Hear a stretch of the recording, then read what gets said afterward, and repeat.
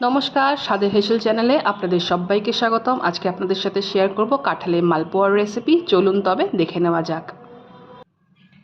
কাঁঠালের মালপোয়া তৈরি করার জন্য আমি ব্যবহার করছি কাঁঠালের পিউরি।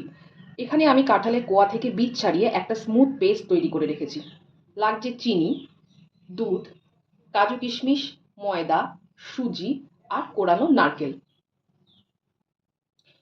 আমি এখানে 1/3 কাপ সুজি ব্যবহার করছি। এবার সুজিটাকে আমি 1/3 কাপ মতো গরম জলে 5 মিনিটের জন্য ভিজিয়ে রাখবো। সঙ্গে সঙ্গে জলটা শুকিয়ে নেবে। 5 মিনিটের জন্য আমি সুজিটাকে গরম জলে ঢাকা দিয়ে রাখলাম। সুজিটাকে 5 মিনিট ভিজিয়ে রাখা হয়ে গেছে গরম জলে। এবার আমি এর মধ্যে অ্যাড করে দেব 1 কাপ মতো ময়দা।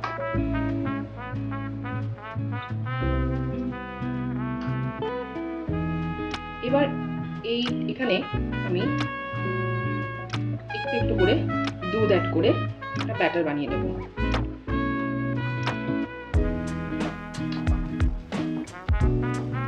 ময়দা আর সুজির মিশ্রণটা তৈরি হয়ে গেছে।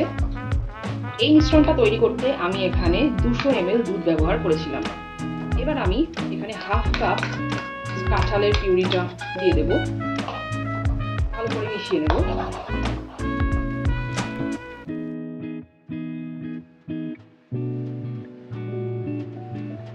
এবার আমি এর মধ্যে 1/2 কাপ চিনি দিয়ে দেব। এটাকেও ভালো করে মিশিয়ে নেব। এবার কাজু কিশমিশটা দিয়ে দেব আর দিয়ে দেব কোরানো নারকেল। ভালো করে মিক্স করে নেব। কাঁঠাল মালপোয়ার ব্যাটারটা তৈরি হয়ে গেছে। আমি আবার এটাকে 5 মিনিটের জন্য রেস্টে রেখে দেব। কড়াইতে আমার সাদা তেল গরম হয়ে গেছে। এবার আমি মালপোয়াগুলো ভেজে নেব।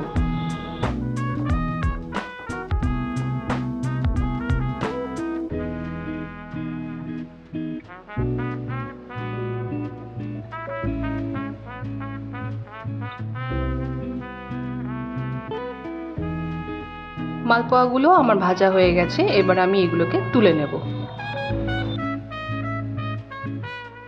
তৈরি হয়ে গেছে কাঁঠালের মালপোয়া। আমার এই রেসিপিটি আপনাদের ভালো লেগে থাকলে চ্যানেলটিকে লাইক, শেয়ার এবং সাবস্ক্রাইব করবার অনুরোধ রইল। দেখা হবে নতুন কোনো রেসিপির সাথে।